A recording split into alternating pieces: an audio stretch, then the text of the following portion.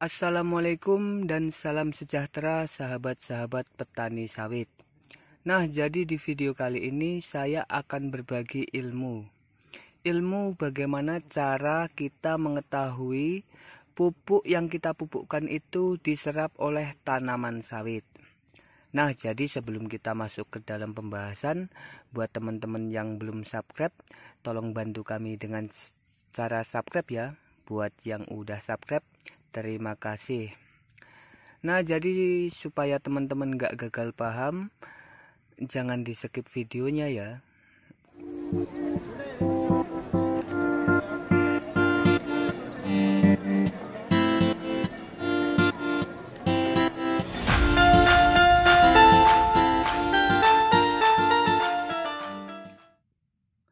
Nah, jadi langsung saja kita masuk ke dalam topik pembahasannya, teman-teman.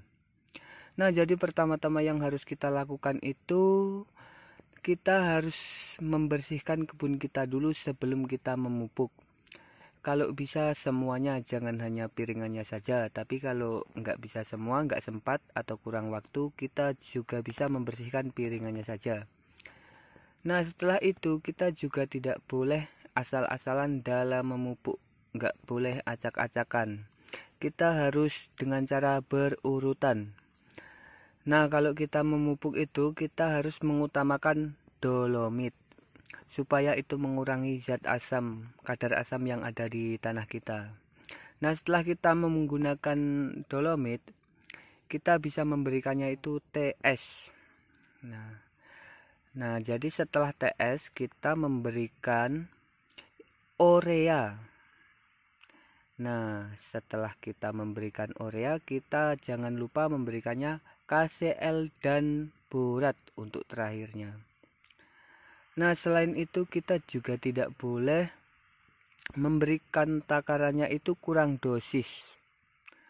Nah, kalau sawit kita itu umpamanya umur 7 tahun atau 6 tahun itu sudah wajib 2 kilo. Jangan sampai kita memberikannya sekilo. Tapi kalau misalnya pupuk kita itu terbatas, ya 1 kilo nggak apa-apa daripada tidak sama sekali. Nah, kita juga harus memperhatikan cara kita memupuk, teman-teman. Nah, jadi kalau kita memupuk itu yang bagus itu 1,5 meter dari pangkal sawit. Nah, itu yang paling bagus 1,5 meter. Tapi bukan berarti kalau dijaraki 1 meter itu enggak bagus. Tapi ya harus kita pahami kalau kita memupuknya itu jarak 1,5 meter dari pangkal sawit, otomatis pupuknya itu agak lumayan banyak. Nah, jadi gitu. Semoga teman-teman paham ya. Jadi langsung saja kita membahas tentang penampakan buah yang telah meresap pupuk. Nah, jadi salah satu cara untuk mengetahui kalau pupuk kita itu udah diserap oleh buah sawit, nah nomor satunya kita melihat daunnya.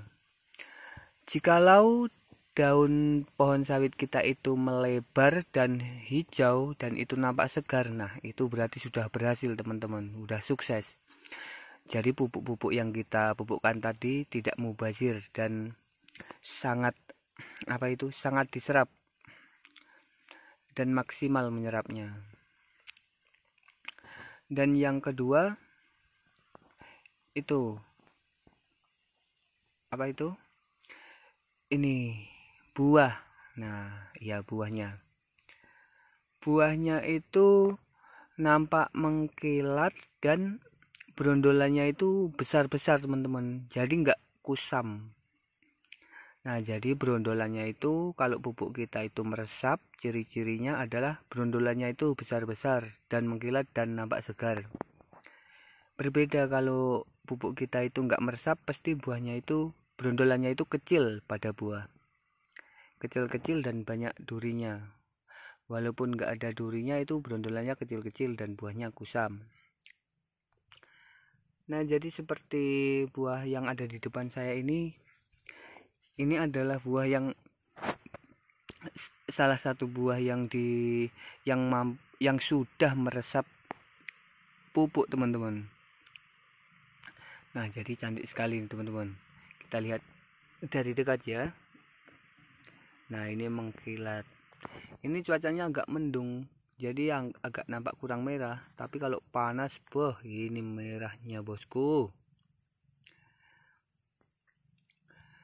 Nah itu merah, kita lihat yang di bronjong itu besar-besar.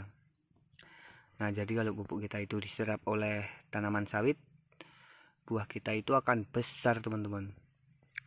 Nah seperti ini contohnya, ini maksimal, ini sukses kita dalam memupukkan. Nah supaya nggak mubazir pupuk kita, jadi kita harus memupuknya itu dengan baik ya teman-teman. Nah jadi nggak usah lama-lama ya teman-teman, cukup segitu aja. Semoga videonya membantu teman-teman. Nah jadi kalau ada kata-kata yang salah mohon maafkan ya teman-teman, soalnya ini tadi masih agak belepotan ngomongnya. Nah jadi itu udah adzan. Nah jadi cukup sekian ya teman-teman. Buat teman-teman yang udah subscribe terima kasih, dan buat yang belum tolong bantu kami dengan cara subscribe. Sekian dan terima kasih. Wassalamualaikum warahmatullahi wabarakatuh.